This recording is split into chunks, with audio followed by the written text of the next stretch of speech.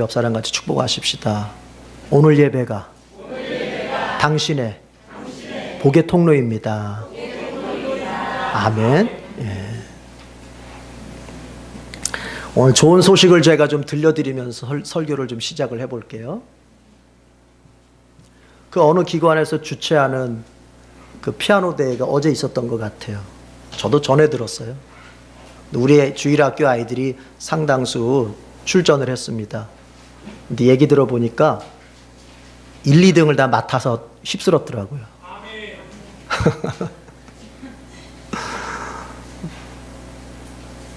우리 자녀들이 잘 된다는데 기쁘죠? 안 기뻐요? 기쁘죠? 네, 기뻐요. 남의 자식이 잘 될 때 기뻐해 줄 때 내 자식이 잘 되는 거예요. 아이들 모두가 1, 2등을 휩쓸면서 아주 최상의 메달들을 땄는데, 그런 어떤 인생을 살면서 그런 긍정적인 일들을 내가 경험하게 될 때 참 좋아요. 왜냐하면 내 안에 긍정적인 자아상들을 세울 수 있는 계기가 되기 때문에 그래요. 그런데 그 중에 한 가지 에피소드를 좀 들려드리겠습니다. 얘기를 들어보니까, 제가 실명을 얘기해도 이해해 주세요. 좋은 일이니까. 그 피아노 대회 나가기 전에 교민이가 교회 와서 기도하고 갔다 그러더라고요. 하나님, 저 이제 피아노 대회 나가니까 하나님 도와주십시오. 뭐 이런 기도였겠죠. 연습을 아주 열심히 했던 거로 알아요. 많은 시간 피아노 치면서 실력을 다졌고 아주 그 능력을 준비했어요. 그러나 그것으로 만족하지 않고 이제 출전하기에 앞서 시간 내서 주님의 전에 와서 주님 앞에 기도를 했어요. 그리고 나가서 했더니 1등 했대요. 이게 사실관계를 확인해야 되는데 맞습니까? 1등 한 거 맞나요? 1등 했대요. 그런데 제가 또 얘기 들어보니까 실수도 있었대요. 끝마무리 끝부분에서 실수가 있었대요. 그래서 그 실수 때문에 1등은 못하겠다 이렇게 생각하고 있어요. 그 부모님조차까지도. 그런데 하나님께서 1등을 주셨더라고요. 여러분 오해하지 마세요. 1등만이 좋다. 그런 게 아닙니다. 그걸 말씀드리려고 하는 게 아니에요. 여러분 실수도 있었어요. 어찌 보면 그 실수가 나에게 큰 실패로 이어질 수도 있었어요. 그런데 기도하고 갔더니 하나님께서 그 실수를 덮어주시는 거예요. 우리 인생이 그래요. 인생이. 우리 힘만으로 뭔가를 해내려고 하면요, 우리가 행하는 가운데에서 겪는 실수들이 나의 인생의 실패로 이어지는 수가 있어요. 나의 실수들이 나의 실패를 일으키는 원인이 될 수도 있어요. 그런데 보세요. 우리가 기도하면서 하나님을 의지하고 가잖아요. 그럼 우리가 실수할 때 있고 우리가 잘 못할 때 있어도 하나님이 그거를 덮어주시면서 가시는 거예요. 심지어는요, 나의 그 실수를요 사용하셔서 오히려 성공을 이루실 때도 있어요. 바울이 고백한 것처럼 하나님을 사랑하는 자, 그 뜻대로 부르심을 입은 자들은 모든 것이 합력해서 선을 이룬다라고 했던 것처럼, 우리가 하나님을 의지하고 그분께 기도하고 그분께 인생을 맡기면서 나아가면 우리 안에 있는 실수들을 오히려 하나님이 사용하셔서 합력해서 영광의 열매가 되게 하시는 줄로 믿습니다.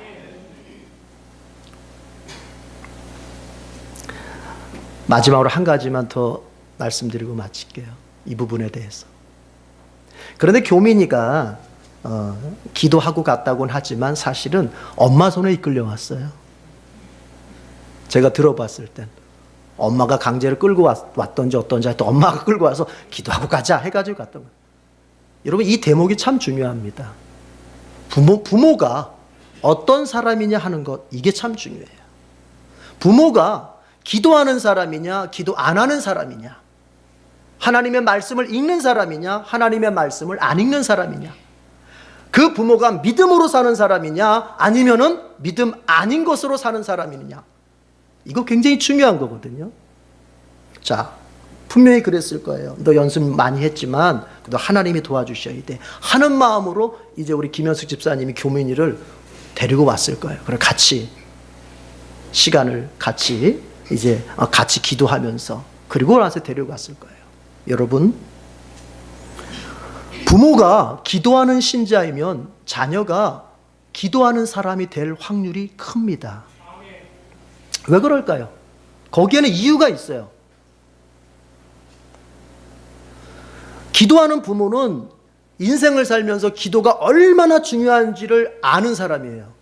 그러면 반드시 그 부모는 자기도 기도하지만 자녀들을 반드시 기도 훈련을 시킵니다. 아니, 저도 그래요. 내가 목사이기 이전에 부모로서 또 그리고 기도를 소중히 여기는 한 신자로서 강조하는 게 그거예요. 기도. 제가 다른 때는 여러분 회초리를 잘 안 듭니다. 그러나 여러분 기도할 때 딴짓하고 예배 드릴 때 가정 예배 드릴 딴짓하면 아주 심하게 회초리를 댑니다. 그 이유가 뭘까요? 그게 훈련돼야 돼요. 어렸을 때부터. 그래서 기도하는 부모는 그 기도를 정말 중요하게 여기기 때문에 자기 자녀에게 그 어떤 것보다도 심지어 공부하는 것보다도 하나님께 기도드려야 된다. 또 하나님께 기도하며 살아야 된다. 이걸 강조하게 돼 있어요. 그래서 그 자녀가 기도하는 사람이 될 확률이 큰 거예요. 자, 또 하나는 뭐예요? 이유가? 자, 가정에 어려움이 왔어요. 그 어려움이 왔을 때 그 어려움을 어떻게 풀어갑니까? 그 부모님은 반드시 기도하면서 풀어갈 거예요. 그래서 그런 일들이, 그 어려움들이 해결되어져 가는 과정을 또 자녀들이 보게 될 겁니다. 아, 우리 엄마 아빠가 기도하면서 그 문제를 해결해 갔어. 그 과정을 봤어요. 그러면 그 아이가 앞으로 어려움 만나면서 인생의 큰 위기 만나면서 뭐 하게 될까요? 기도하게 되는 거예요. 부모가 어떤 사람으로 사느냐, 이거 참 중요합니다.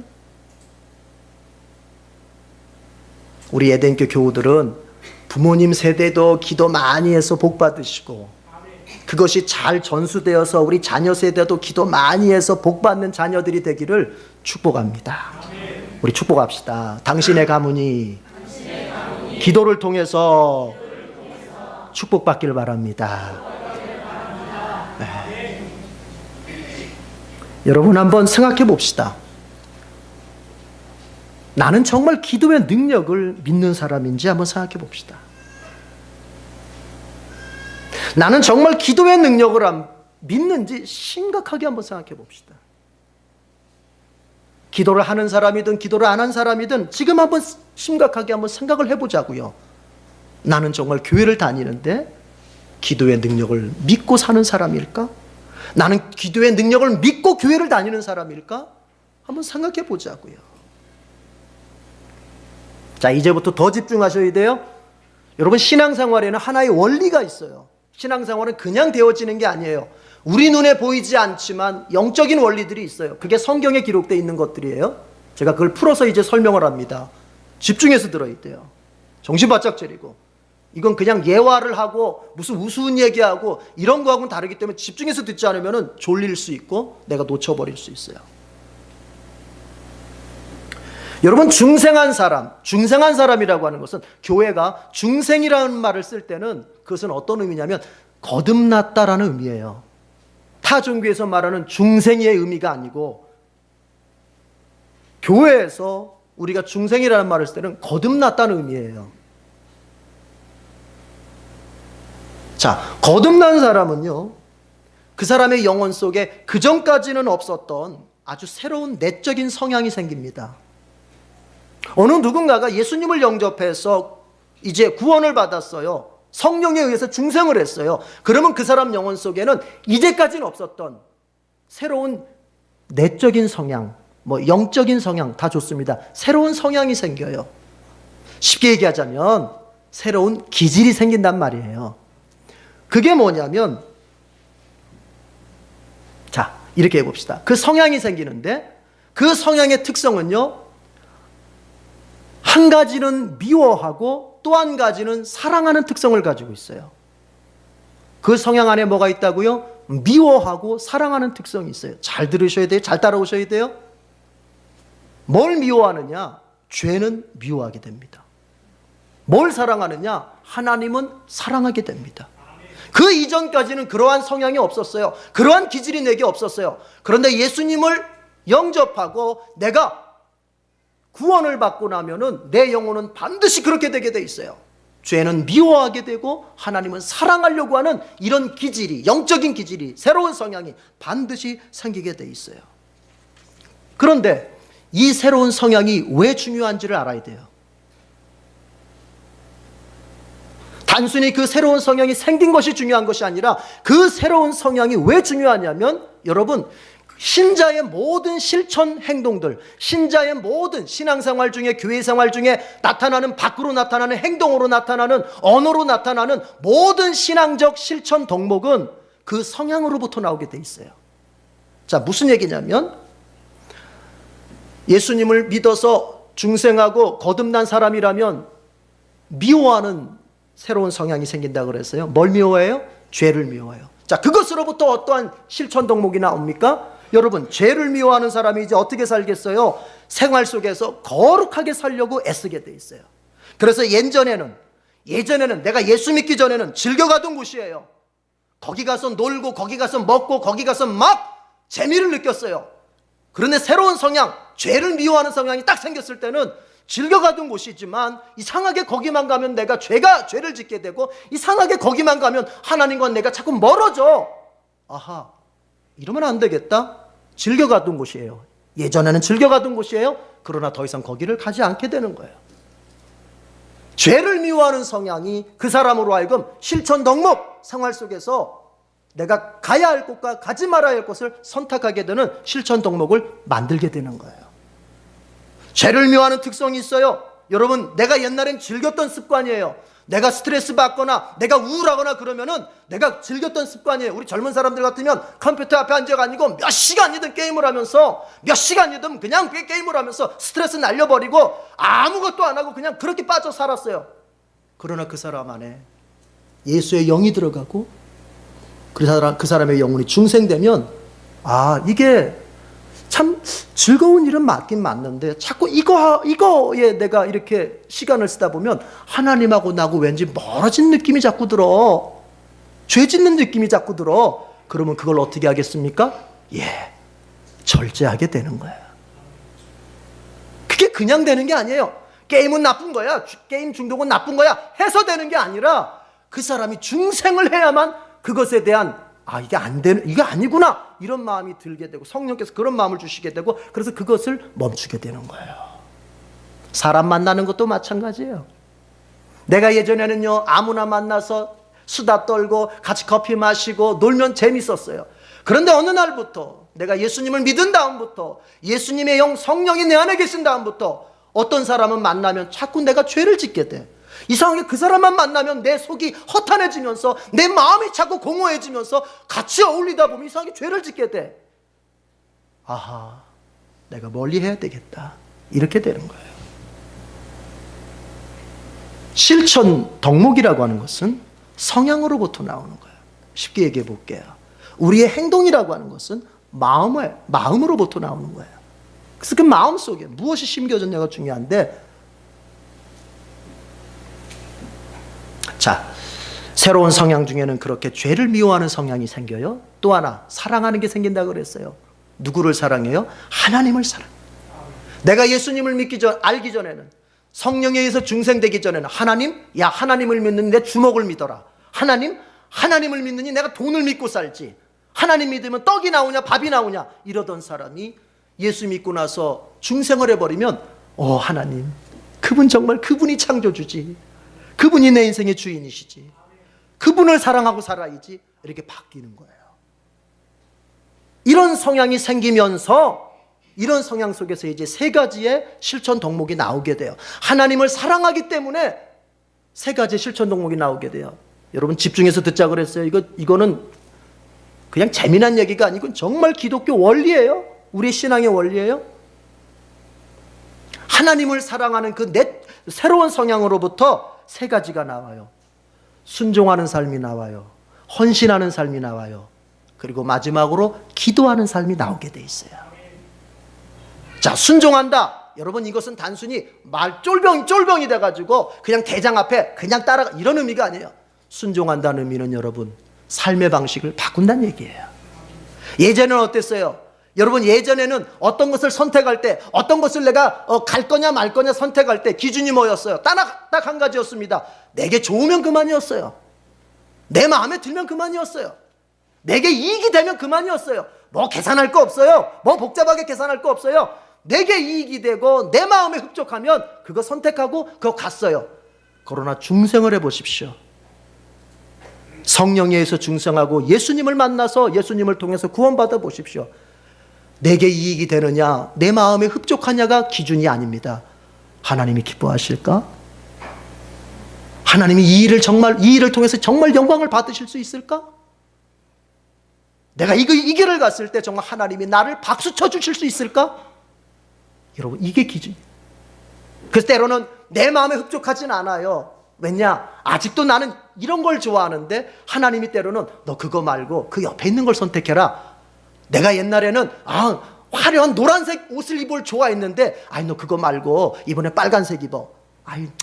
내 취향에는 안 맞지만 하여튼 주님이 입으라고 하니까 예를 드는 거예요. 다음 주 빨간색만 입고 오지 마시고 예를 드는 거니까. 기준이 뭐예요? 하나님이 있어요. 순종한다고 하는 것은 단순히 몇 개의 규칙을 지킨다는 의미가 아니에요. 내 삶의 방식을 하나님 중심으로 바꿔가는 걸 말해요. 왜 그렇게 바꿔가요? 그분을 사랑하니까.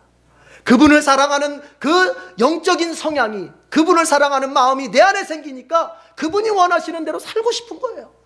여러분, 우리 남편들, 아내들, 왜 당신은 이렇게 내 말을 안 들어? 왜 당신은 왜 이렇게 자기 마음대로만 살아? 이렇게 말할 필요 없어요. 내가 사랑받을 수 있는 남편, 내가 사랑받을 수 있는 아내가 되면 그 남편이, 그 아내가 나를 따라오게 돼 있어요. 이해가 안 되세요? 아내가 남편을 우리 남편 내가 정말 사랑해줘야지, 내가 우리 남편 정말 사랑해야지, 그래 보세요. 남편한테 맞추고 남편을 따라가게 되는 거야. 우리가 하나님을 사랑하고자 하는 마음이 성령 위에서 딱 생겼을 때 그분께 순종해가는 삶이 괴로움이 아니라 즐거움이 될 수 있는 것처럼. 헌신합니다. 하나님을 사랑하는 마음이 생기면 헌신해요. 여러분, 헌신은 뭐예요? 주님의 일에 자기 자신을 사용하는 거예요. 내게 물질이 있어요. 내게 시간이 있어요. 내게 재능이 있어요. 많진 않아도 내가 이런저런 것들을 가지고 있어요. 여러분 어떻습니까? 그가 하나님을 사랑하는 마음을 가지고 있으면 그 돈을 주님을 위해서 쓰게 됩니다. 내게 있는 시간을 아껴서 주님을 위해서 쓰게 됩니다. 주님 앞에 헌신하며 사는 거예요. 다른 일에 쓰는 건 아까워요. 그러나 주님을 위해서 쓸 때는 아까운 마음이 안 들어요. 내가 주님을 위해서 드릴 때는 오히려 주님께서 더 많은 걸 주실 거야. 삶에 담대함이 생겨요. 헌신하는 삶입니다. 그리고 뭐라고요? 하나님을 사랑하는 사람에게 뭐가 생겨요? 기도하는 삶이 생기는 거예요. 오늘 이 얘기가 더 초점이에요. 오늘 기도예요. 여러분, 기도라고 하는 것은 중생한 사람만 할 수 있는 거예요. 기도라고 하는 것은 엄밀한 의미에서 중생한 사람만이 할 수 있는 영적인 행동이에요.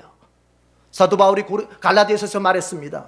성령의 일은 오직 영적인 사람만 알아듣고 영적인 사람만 받아들일 수 있다, 그렇게 얘기했어요. 성령께서 우리에게 주시는 일은 영적인 사람만 그걸 받아들일 수 있다는 거예요. 이때 말하는 영적인 사람이라고 하는 것을 오해하면 안 됩니다. 이때 말하는 영적인 사람이라고 하는 것은 신비한 일을 많이 경험한 사람을 하는 말이 아니에요. 이때 말하는 영적인 사람이라고 하는 것은 구원받은 사람을 말하는 거예요. 구원받은 사람만이 성령이 나에게 주시는 삶, 성령이 나에게 요구하시는 삶을 알아듣고 받아들일 수 있는 거예요. 구원받지 못한 사람, 중생하지 못한 사람에게 있어서 영적인 일, 성령의 일, 하나님과 관련된 일은요, 미련하게 보이고 우습게 보이고 그리고 지루하게만 보이게 됩니다. 자, 이제 이해가 돼요. 여러분, 어떤 사람이 기도라고 하는 것을 두고 볼 때 그 기도가 미련한 방법인 것처럼 내가 직접 나서서 뭔가 현실적으로 조치를 취하고 내가 뭔가를 막 하는 것보다 기도한다고 하는 것은 미련한 방법처럼 보여. 예배를 드린다고 하는 것은 지루하기 짝이 없어. 여러분, 잘 생각해 봐야 돼요. 영적인 일이 중생하지 못한 사람에게는 미련하게 보이고 지루하게 보이는 거예요. 그러나 중생한 사람에게는 그 영적인 일, 기도하고 예배드리고 찬송하고 전도하고 봉사하고 하여튼 주님과 관련된 일들이 여러분 그렇게 즐거울 수 없고, 그리고 그렇게 그것이 내 마음속에 능력이요 힘이요 그렇게 느껴질 수가 없습니다. 구원받지 못한 사람은 기도할 수 없어요. 그래서 우리가 잘 생각해 볼 수 있어야 돼요. 예수님을 믿어서 성령에서 중생한 사람은 여러분 반드시 기도하게 됩니다. 그래서 우리가 이렇게 생각해 볼 수 있어요. 기도는 중생에서 구원받은 사람만이 할 수 있는데, 이걸 바꿔서 말해보면은 기도하는 삶이라고 하는 것은 그가 구원받은 사람이라고 하는 것에 대한 증거예요. 증거. 오해하면 안 돼요. 이걸 거꾸로 얘기하면 안 돼요. 기도하기 때문에 구원받는다는 얘기가 아니라 그가 구원받았기 때문에 기도하게 되는 거예요. 우리가 일상 용어에서도 말을 구별해서 쓰는 게 있죠. 자, 여러분, 우리가 일상 용어에서도 사람을 안다는 것과 그리고 사실을 안다고 하는 것을 구분해서 써요. 이런 얘기입니다. 제가 대통령에 관해서 많은 사실을 알 수 있어요. 뉴스를 들어보고 또 이것저것 책을 보면은 우리 대통령이 어떤 분이고 어떤 일을 하고 또 어떤 것을 이렇게 어떤 일이 감추어져 있고 어떤 일이 드러나는데 내가 대통령에 관해서 많은 사실을 알 수 있어요. 그러나 제가 여러분한테 제가 대통령을 잘 압니다. 이렇게 말하면 그건 사실이에요? 거짓이에요? 거짓이죠. 대통령에 관한 사실은 내가 알고 있다고 말하는 것은 진실이에요. 그러나 대통령을 안다고 말하는 것은 거짓이에요. 여러분, 적어도 내가 대통령을 알고 있다고 말하려면 어떻게 해야, 어떤 일이 벌어져야 돼요? 그 대통령과 내가 개인적으로 시간을 보낸 적이 있어야 돼요. 그분을 만나서 그분과 함께 먹고 그분과 마시고 그분과 함께 놀고 그분과 의논하고 그분과 뭔가 시간을 보낸 나의 개인적인 경험이 있어야 돼요. 여러분, 이 점은 하나님께도 그대로 적용되는 것입니다. 신자가 하나님을 안다고 말할 때 그것은 단순히 하나님에 대한 지식들을 내가 이해하고 있고 기억하고 있는 것을 의미하는 게 아니에요. 하나님에 대한 지식들, 교회가 가르쳐준, 성경이 가르쳐준 하나님에 대한 지식들 몇 가지를 내가 동의하고 있고 이해하고 있다고 해서 내가 구원받은 사람이라고 생각하면 큰 오산입니다. 성경이 말하는 하나님을 안다고 하는 것은 지식에 대한 이해나 지식에 대한 기억을 의미하는 것이 아니라 그분과 관계를 맺고 그분과 사귀고 있다는 의미예요. 요한복음 17장 3절의 말씀은 영생을 얻은 사람의 상태에 대해서 설명을 해주기 때문에 참 중요한 말이에요. 이렇게 얘기를 하죠. 영생은 곧 유일하신 참 하나님과 그의 보내신 자, 곧 예수 그리스도를 아는 것이다. 그렇게 얘기했어요. 그러니까 영생을 가진 사람의 영혼의 상태는 뭐냐? 하나님과 예수님을 아는 상태 속에 있는 거예요. 그런데 그 역시도 마찬가지예요. 그때 안다고 말하는 것은 지식적으로 내가 이해하고 그것에 대해서 내가 기억하고 있다는 의미가 아니에요. 무슨 의미예요? 영생을 가진 사람의 특징은 하나님과 예수 그리스도와 관계를 맺어 있고 사귀고 있다는 얘기예요. 안다는 의미가 그런 의미예요. 이제 우린 정확하게 딱 내 자신에 대해서 생각할 수 있어요. 내가 구원받아서 영생을 가진 사람이라면 나는 하나님과 그리고 그분이 보내신 그리스도와 관계를 맺었고 그리고 매일매일 그분과 함께 사귀면서 살게 되어 있습니다. 이것이 안 되어 있고 이것이 이루어지지 않고 있다면 그가 아무리 교회를 오래 다녔고 그가 아무리 성경의 박사급의 지식을 가지고 있고 그가 아무리 교회에서 이러저런 봉사를 한다 할지라도 그는 구원받지 못한 사람이 분명합니다.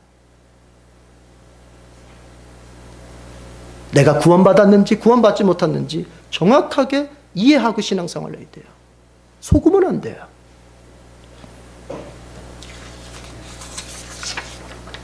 자, 우리가 구원받은 사람이고 그리고 그 사람에게 영생이 있다면 우리는 반드시 하나님과 관계를 맺고 그분과 사귀게 돼 있다고 했어요. 그런데 그분과 바로 사귐을 갖는 가장 기초적인 방법이 뭐냐? 우리는 드디어 기도라는 말을 여기서 사용할 수 있어요. 우리가 하나님과 관계를 맺는 데에 사용되는 것은 무엇입니까? 예수 그리스도에 대한 믿음입니다. 다른 건 없습니다. 우리가 마귀의 자식에서 하나님의 자식이 될 수 있는, 마귀의 백성에서 하나님의 백성이 될 수 있는 길은 딱 하나, 그리스도의 십자가의 공로를 의지하는 그 믿음밖에 없습니다. 우리가 하나님과 관계를 맺는 데는 딱 하나밖에 없어요. 예수 그리스도의 십자가의 공로를 내 마음속에 받아들이고 예수님을 내가 받아들이고 그분을 내가 고백하는 거예요. 그리고 난 다음에 이제 하나님과 관계를 맺은 그 백성이 하나님과 매일매일 사귐을 가지면서 사는 데 사용하는 방법이 무엇입니까? 그게 기도예요. 그래서 기도는 중생하고 구원받은 사람만 할 수 있는 거예요.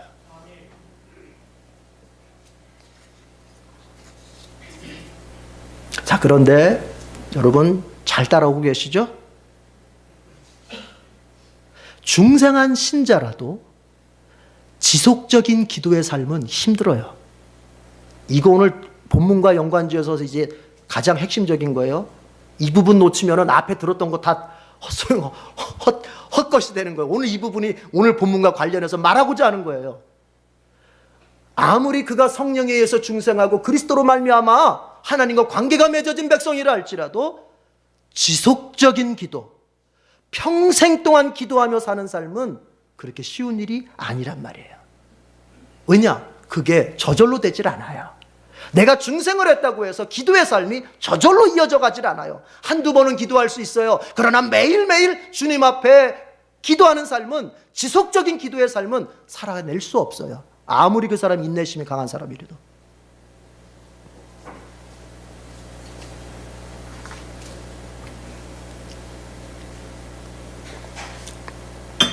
그러면 우리가 중생하고 구원받았는데도 왜 지속적인 기도의 삶이 왜 어려울까요? 크게 봐서 두 가지 이유 때문에 그렇습니다. 하나는 뭐냐? 따라합시다. 나의 게으름 때문에. 이건 내 안에 있는 이유예요. 내 안에 있는 이유. 내 안에 있는 이유. 나의 게으름 때문에 그래요. 우리가 기도를 게을르게 하면은 기도에 대한 열정이 점점 식어가게 됩니다. 무슨 일이든지 그렇죠. 어떤 일에 대해서 자꾸 내가 멀리하고 어떤 일에 대해서 자꾸 그것을 안 하려고 들면요, 나중에는 있었던 열정마저도 어떻게 돼요? 점점 시들어가게 돼 있어요. 우리의 게으름이에요. 그래서 우리는 기도를 하고 싶을 마음이 들 때도 해야 되겠지만, 기도를 안 하고 싶은 마음이 있을 때도 억지로라도, 의지적으로라도 주님 앞에 기도할 수 있어야 돼요. 왜냐? 우리의 마음이 늘 기도하고 싶은 마음으로 서 있진 않아요. 그러면 기도하고 싶지 않을 때 안 해버리면 기도의 열정이 자꾸 식어져 가요. 우리의 게으름이에요. 그런데 이 성경이 말하는 게으름이라고 하는 것을 조금 이해할 필요가 있어요. 우리는 보통 일반적으로 게으르다라고 말 때, 게으름을 얘기할 때는 아무것도 안 하는 거예요. 그냥 아무것도 안 하는 거. 아이 힘들다, 아이 귀찮다. 성경이 말하는 게으름은 조금 다른 의미예요. 뭐냐? 세상의 일에 대해서는 열심을 내요. 돈 버는 일, 내가 운동하는 일, 내가 사람 만나는 일, 하여튼 세상의 일에 대해서는 열심히 해요. 얼마나 부지런하고, 잠도 안 자. 하루에 5시간밖에 안 자. 그리고 일터로 달려가고 뭐 운동도 하고 막 다 해. 그런데 하나님과 관련된 일에 대해서는 아무것도 안 해요. 그 사람이 게으른 사람이에요. 그래서 세상적으로 볼 때는 야, 저분이 참 부지런하신 분이야, 이렇게 말하는 사람인데도 하나님 볼 때는 그가 게으른 사람으로 보일 수도 있다는 얘기예요. 왜? 세상적인 일에 대해서는 너무나 그냥 빠릿빠릿하고 그냥 막 얼마나 그냥 밤을 새서라도 그 일을 해. 그러나 하나님과 관련된 일에 대해서는 항상 뒷걸음질 치고 빼고 도망가고 안 하려고 들어. 성경은 이를 가리켜서 게으르다고 말하는 거예요. 성경을 잘 읽어보세요.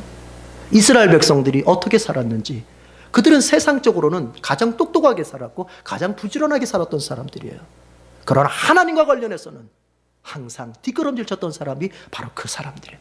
그래서 잠언서에서 게으름을 죄라고 명시해 놨을 때 그 왜 죄입니까? 그것이 하나님과 관련되어 있기 때문에 죄가 되는 거예요. 여러분, 이 게으름을 우리가 이겨야 돼요. 세상의 일에 대해서는 정말 열심을 내는 사람이 기도하는 자리, 단 하루에 몇 분도 기도하는 자리에 서지 않는다. 게으른 사람이에요. 세상 책은 재미있게 읽고 세상 책은 너무나도 많이 읽어. 그래서 세상 철학, 세상 사상에 대해서는 가득 차 있어. 성경은 단 한 장도 안 읽어. 이 사람 게으른 사람이에요. 여기 밖에 나가서는 이런데 저런데 봉사하러 다녀. 왜? 밖에 나가서 봉사하면 아이고 참 훌륭하신 분이네요, 칭찬을 들어. 근데 교회 일에, 교회 봉사에 대해서는 손끝만큼 더 움직이질 않아. 이 사람 게으른 사람이에요. 이 게으름이 우리로 하여금 기도의 자리를 회피하게 만드는 거예요. 이걸 다스려야 돼요. 여러분, 신앙생활 잘하려면요, 자기의 게으름을 다스려야 됩니다. 신앙생활 잘하려면 자기의 게으름을 이겨야 됩니다. 게으름을 방치해 놓고서 신앙생활 잘할 수 있는 사람은 이 땅에 아무도 없어요. 따라합시다. 게으름을 이깁시다. 게으름을 이깁시다. 그 게으름이 단순히 세상적인 게으름 아니라 그랬죠? 하나님과 관련된 일을 더 열심히 하려고 애써야 돼요. 두 번째 이유는 뭐냐? 중생한 신자라 할지라도 지속적인 기도가 어려운 그 두 번째 이유가 뭐냐? 사단 때문에 그렇습니다. 사단 때문에. 우리의 신앙생활의 방해자, 우리의 영원한 적수, 우리로 하여금 하나님으로부터 멀어지게 만드는 그 악한 영, 사탄이 자꾸 우리를 방해해요. 특별히 사단은요, 기도하고 있는 사람을 방해합니다. 제가 기도하려고 마음 먹고 이제 딱 해보려고 하세요. 그러면 기도 한참 하고 있으면요, 사단이 어떻게 해요? 우리에게 어려운 일을 딱 줘요. 고난을 줘요.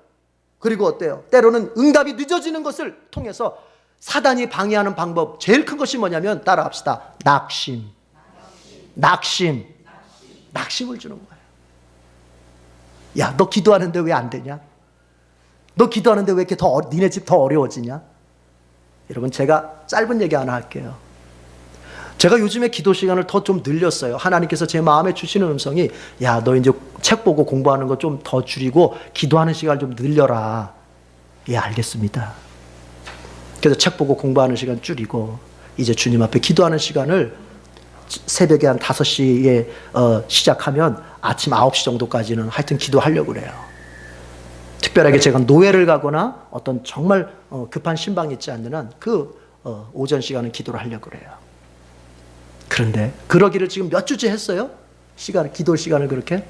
그런데 지난 2주 동안 제 마음을 낙심케 하는 사단의 도전이 있었어요. 사단의 도전들이 있었어요. 2주에 우리 재정부장 집사님 오셔가지고, 목사님, 교회 재정이 급격히 감소하고 있습니다. 네, 알겠습니다. 또 한 주가 지나니까 우리 또 재정부원이 우리 배 집사님이 걱정된 마음으로, 목사님, 교회 재정이 급격히 감소하고 있습니다. 아시죠? 알고 있어. 여러분, 근데요, 그 얘기 나누는데 1분도 안 걸렸어요. 제가 정 집사님, 배 집사님 앞에서는 안 그런 척 해야죠. 목사, 그런 체면 있지. 어떻게 거기서 그러겠어요? 안 그런 척 해야죠. 그러나 제 마음이 낙심이 탁 되더라고요. 솔직히 얘기하는 거예요. 낙심이 팍 돼버리는 거예요.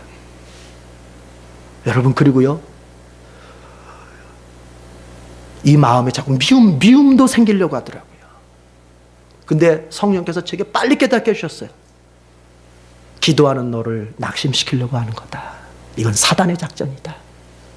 그래서 제가 탁 거기서 멈췄어요. 생각을 거기서 멈추고, 주님 앞에 어찌됐든 나는 기도의 시간 늘려서 기도하는 거, 이거 나 평생 가져가겠다 생각하고 하여튼 기도에 매진하고 있어요. 여러분, 사단이 그렇게 공격해요. 네가 기도 지금 더 시간을 늘려서 하나님 앞에 더 기도하는데 왜 너의 환경은 더 안 좋아지니? 네 기도는 소용이 없어.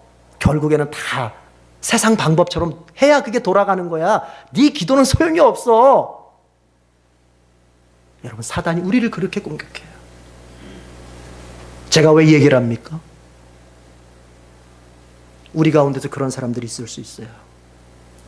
주님 앞에 어려운 시간, 정말 없는 시간 쪼개서 기도해요. 그런데 왜 일은 되어가지 않고 일은 더 꼬이기만 하고 안 되는 현상만 더 눈에 보이고 이게 더 아프게 되는 것일까? 그러면 그것은 여러분, 사단의 나의 낙심을 통해서 기도를 중지케 하려는 사단의 작전이라는 것을 꿰뚫어 볼 수 있어야 됩니다. 주님이 재정 주실 수도 있고 안 주실 수도 있어요. 그러나 그것이 내가 주님 앞에 기도하겠다고 결심한 그 시간을 무너뜨릴 수는 없어요. 저는 개인적으로 재정 하나님께 맡깁니다. 하나님께서 되게 하시면 되는 것이고, 만약에 뜻이 있어 훈련시키고자 주님이 막으신다면 감당하겠습니다. 그러나 주여, 주님 앞에 드리고자 했던 기도의 시간은 끊지 않겠습니다. 여러분, 이런 마음으로 우리가 우리의 기도의 삶을 열어갈 수 있어야 돼요. 오늘 예수님께서 말씀하세요. 여러분 1절을 보십시오. 예수께서 그들에게 항상 기도하고 낙심하지 말아야 될 것을 비유로 말씀하셨대요. 여기서 말하는 낙심이라고 하는 것은 어떤 일에 대한 낙심이라기보다는 기도를 하고 있는데 일이 잘 안 돼서, 기도를 하고 있는데도 자꾸 막혀, 기도를 하고 있는데도 자꾸 응답이 늦어지면서 생긴 기도에 대한 낙심이에요. 일에 대한 낙심이 아니라 기도에 대한 낙심. 기도를 하는데도 왜 안 될까? 기도를 하고 있는데도 왜 하나님이 내게 빨리 안 주실까? 기도를 하고 있는 지금 왜 하나님은 나를 더 어렵게 하실까? 기도에 대한 낙심, 더 나아가서는 하나님에 대한 섭섭함, 낙심을 말하는 거죠.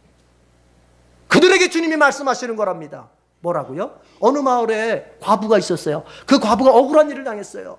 그래서 그 마을에 있는 재판관한테 가서 나 억울함 좀 풀어달라고, 딱 억울함 좀 풀어달라고 이렇게 요청을 하는데, 그 재판관은요 뻔뻔한 사람이에요. 마음이 착하지 않은 사람이에요. 하나님을 두려워하는 마음도 없고 사람을 존중하는 마음도 없어요. 그래서 자기 권력대로 믿고 과부처럼 약한 사람에 대해서는 무시해버린 사람이에요. 근데 이 결론적으로요, 이 재판관이 그 과부의 소원을 들어줍니다. 이 재판관이 그 과부의 억울함을 풀어준다는 얘기예요. 왜요? 딱 하나예요. 너무 자주 찾아와. 왜요? 너무 자주 찾아와. 그게 귀찮아 죽겠어. 너무 자주 찾아와. 그래서 재판관이 속으로 말합니다. 나는 하나님도 두려워하지 않고, 나는 종교 같은 거 믿지도 않고, 나는 사람에 대한 존중감도 없지만 이 과부의 원하는 내가 빨리 좀 풀어줘야 되겠다. 이유가 뭐냐? 너무 나를 귀찮게 한다. 귀찮게. 너무 자주 찾아오니까. 그러면서 주님께서 뭐라고 말씀하십니까? 6절 다 같이 읽어보겠습니다. 6절에서 8절까지 다 같이 읽겠습니다. 오늘 결론의 말씀이에요. 6절에서 8절까지 시작. 주께서 이르시되 불의한 재판장이 말한 것을 들으라. 하물며 하나님께서 그 반납 부르짖는 택하신 자들의 원한을 풀어주지 아니하시겠느냐? 그들에게 오래 참으시겠느냐? 내가 너희에게 이르노니 속히 그 원한을 풀어주시리라. 그러나 인자가 올 때에 세상에서 믿음을 보겠느냐 하시니라. 재판장의 말을 들어봐라. 그 재판장 종교도 없어. 그래서 신에 대한 두려움도 없어. 사람에 대한 어떤 존중감, 사랑도 없어. 그런데도 과부의 원한, 세상에서 유대 사회에서 과부는 제일 약한 사람이잖아요. 그 약자의 억울함을 풀어줬다는 거예요. 이유가 뭐예요? 귀찮아서. 너무 자주 찾아와서. 그렇다면 봐라. 악한 재판장이라도 그렇게 자주 찾아가서 사정을 하면은 들어주거늘, 하물며 선하신 그분, 또한 자기 자녀에게 가장 좋은 것만을 주기를 원하시는 그 사랑의 하나님께서 자기에게 자주 찾아와서 기도하는, 자기에게 자주 찾아와서 부르짖는 그 자녀의 소원을 왜 안 들어주시겠느냐? 예수님의 이 말씀이에요.